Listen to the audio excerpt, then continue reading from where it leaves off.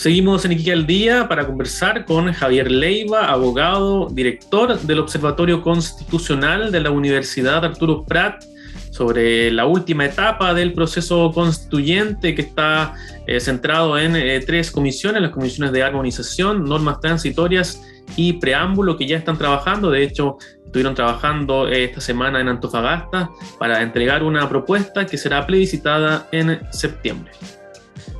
Javier, ¿cómo está? Hola, muy buenos días, bien, ¿y ustedes? Bien, bien.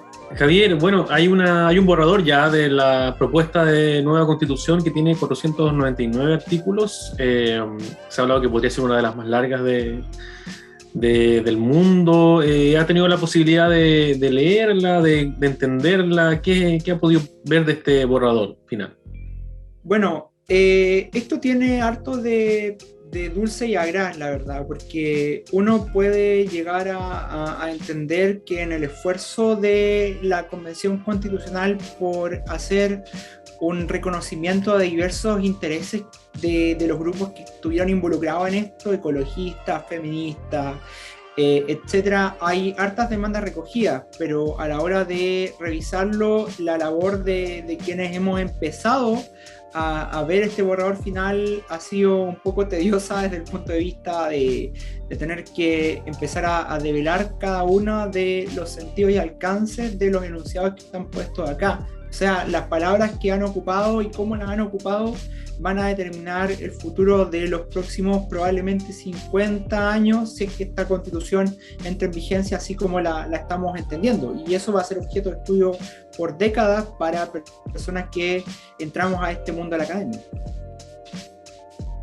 ¿Algún ejemplo como para poder entenderlo de lo que ha podido leer? ¿Algún ejemplo de alguna frase o alguna oración que esté quizás escrita de alguna forma que genere varias interpretaciones o no genere una sola interpretación como quizás debiera ser? Sí, efectivamente, cuando uno revisa el capítulo respecto a los derechos fundamentales, por ejemplo, uno puede llegar a entender que más allá de las discusiones que hubo al principio respecto a temas de propiedad, que me parece que están bastante bien logrados esos artículos, hay algunos derechos como el tema a la ciudad y al territorio que me hacen un poco de ruido en el sentido de cómo están expresados, o el derecho a tener un trabajo de alguna manera digno, o al derecho al buen vivir. Uno se pregunta cuando uno realiza algún acto de formular alguna norma, alguna ley, o en este caso una constitución, cuáles son las intenciones para poner determinadas palabras en aquellos articulados. Y uno se pregunta, bueno, ¿qué es el buen vivir? ¿Lo que entiende usted o lo que entiendo yo? Es una pregunta que queda bastante a la discreción de a quién le toque interpretar esto.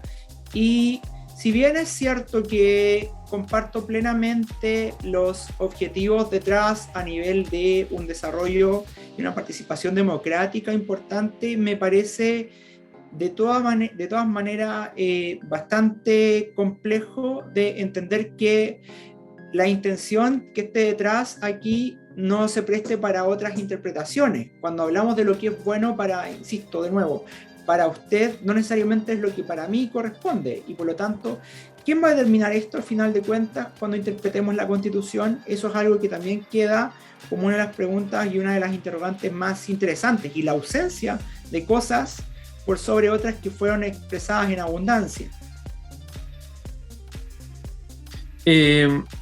Entonces, claro, esto podría quedar a la interpretación de los futuros legisladores o de una posible corte constitucional. ¿Cómo se zanjaría o incluso en el futuro, en la futura Cámara de Diputados o la futura Cámara de las Regiones podría quizás reformarse esto? O incluso algunos hablan de que el propio Congreso actual podría reformarlo. Bueno, esa es una de las cosas a las cuales vamos a entrar en esta etapa apenas sepamos el resultado del llamado plebiscito de salida, entendiendo que si es que gana la opción del apruebo por el texto de la Constitución, que sin embargo hay que ser justos y hay que decir que va a ser armonizado y que por lo tanto va a tener alguna especie de adelgazamiento de esta densidad de artículos que vemos. Una vez que eso llegue, ¿quién va a tener que revisar esto? Efectivamente va a ser el Congreso, a través de alguna eventual reforma a la Constitución o a través de alguna instauración de, no sé, entidades diferentes que se encarguen de interpretar la Constitución. Pero como hoy está el borrador de la Constitución, no tenemos un organismo que se encargue de recoger esta interpretación de la Constitución fuera de los tribunales ordinarios de justicia. En otras palabras, no tenemos aquí una Corte Constitucional ni un Tribunal Constitucional encargado de interpretar la Constitución, y eso es algo que no solamente a mí me preocupa, sino que a diferentes actoras y actores del mundo académico que estamos todos los días trabajando sobre esto, nos preocupa, porque ¿qué es lo que ocurre si es que el día de mañana una ley que salga del Congreso no se ajusta a la Constitución? ¿Qué herramientas va a tener el Estado para poder expulsar una ley que haya sido realizada y que vaya a vulnerar derechos que están consagrados en esta misma Constitución? Eso es algo que preocupa. David, bueno, esta semana los constituyentes están en Antofagasta, donde, claro, se entregó este borrador y se inició el trabajo de las comisiones, que son 3, de preámbulo, de armonización y de normas transitorias. Usted ya lo decía, van a tener un trabajo de, sobre todo la de armonización, de un poco ajustar este texto, pero ¿qué se podría esperar del trabajo de estas 3 comisiones en este ya mes y medio que queda de trabajo? Bueno, me parece que van a ser estas 3 comisiones las que van a trabajar con una gran intensidad de carga laboral en cuanto a que tienen un desafío. El desafío es no completar un texto final para ser sometido a aprobación a la ciudadanía que sea demasiado extenso. Porque además, insisto, esto no es legislación de carácter corriente, en el sentido de que los códigos, por ejemplo, como el civil, pueden tener 2.300 y tantos artículos, donde podemos ver un desarrollo extenso de aquellos aspectos que nos interesa que sean regulados.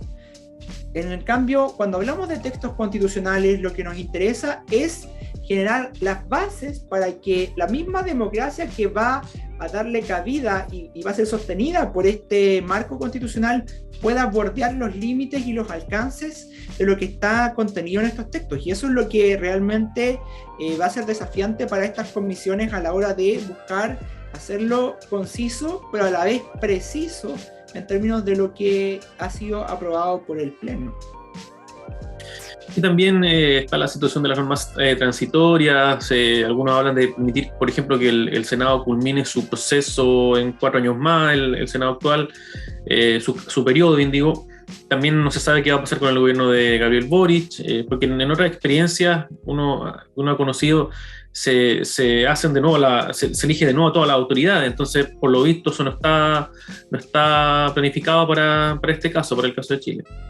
No, y efectivamente, si uno toma, en este caso, Mauricio, las experiencias de procesos constituyentes previos, uno se puede dar cuenta cuando va a revisar normas transitorias de la Constitución actual, uno encuentra normas que que llevan décadas allí, bajo esta idea de la transitoriedad, pero que han demorado muchísimo en ser discutidas, por lo menos una década en diferentes aspectos, para ir mejorando el texto en sus términos operativos, porque, entendámoslo, esta Constitución no viene a hacer un borrón y cuenta nueva de todo lo anterior, sino que parte de esa transitoriedad implica que debamos armonizar la regulación vigente hasta el día de hoy, o hasta el momento exacto en el cual la Constitución vigente, de ser aprobada, entre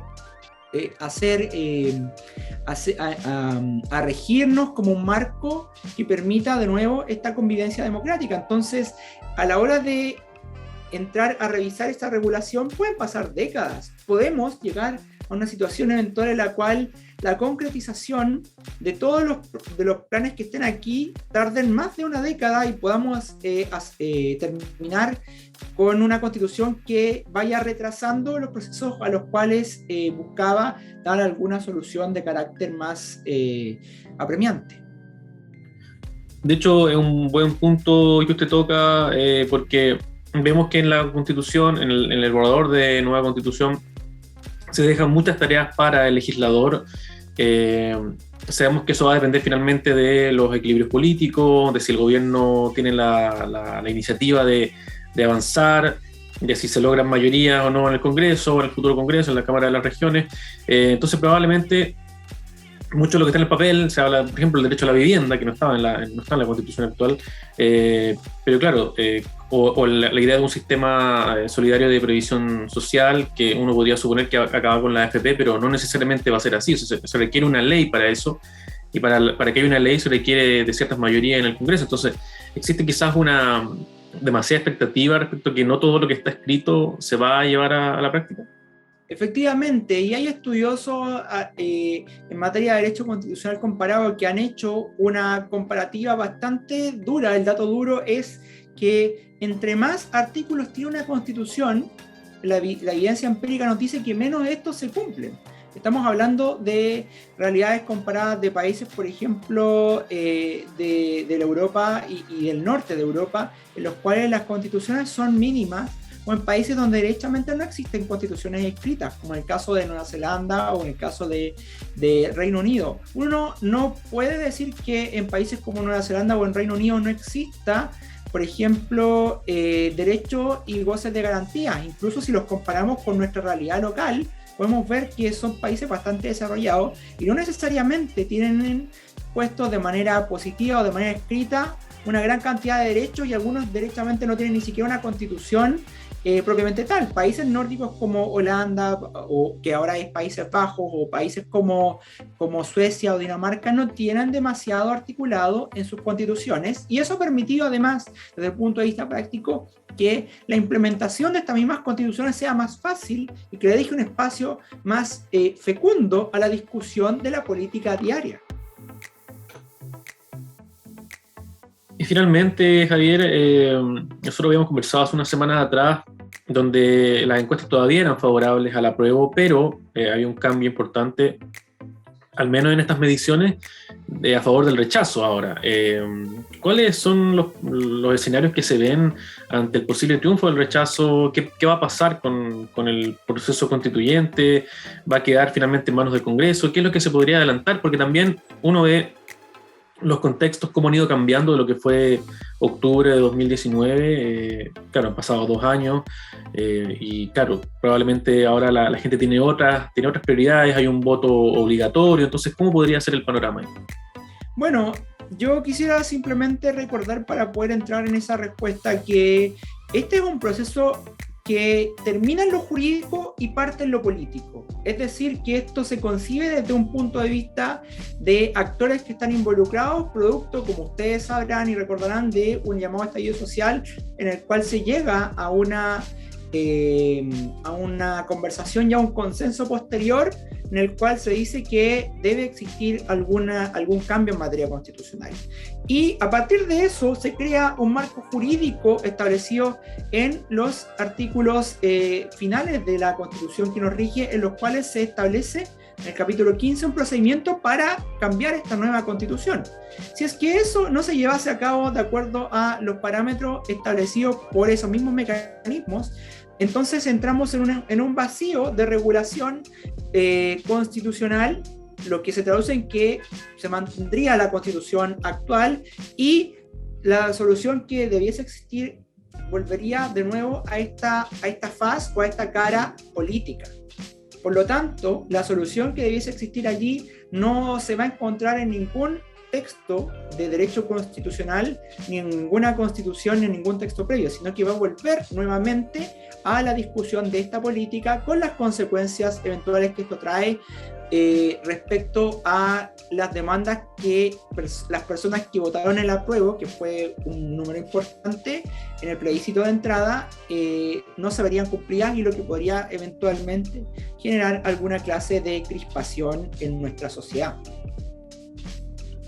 Claro, y la reforma de la Constitución que da pie al proceso constituyente es clara en que si gana el rechazo, sigue rigiendo la Constitución del 80. Entonces, pero algunos han dicho que si bien puede ocurrir esto, hace 2 años el 80% de la población que votó dijo que quería una nueva Constitución. Entonces al final se genera esta como contradicción también.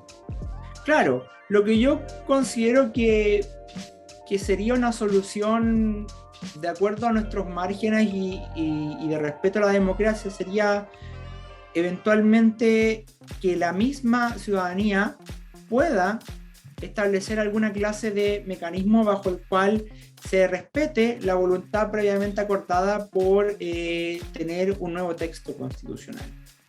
Pero eso no es algo que considere que deba ser discutido hoy o todavía en sede de lo que estamos revisando. Yo lo pongo como un escenario en base a la pregunta que se me ha formulado, pero no considero que sea la primera solución a la cual uno debiese recurrir, sino que primero debiésemos empezar a enfocarnos en ver cómo se predican los resultados de la Comisión de Armonización y posteriormente ver, en caso que el borrador armonizado no satisfaga las expectativas de la comunidad y gana el rechazo, ahí tendremos que entrar en ese escenario. Ya pues, Javier, muchas gracias por conversar con nosotros y a la espera de lo que pase en septiembre, que está ya programado, calendarizado el plebiscito de salida. Bien, muchas gracias a ustedes por la entrevista. Gracias. Chau, chau. Hasta luego. Conversábamos en Iquique al Día con el abogado Javier Leiva, director del Observatorio Constitucional de la UNAP, que nos decía, recién escuchábamos su inquietud respecto a lo largo de este texto, a las interpretaciones que podría tener a futuro en caso que se apruebe y también al escenario que podría abrirse en caso que gane la opción del rechazo en el plebiscito de septiembre. Seguimos en Iquique al Día con Karin Bujatla.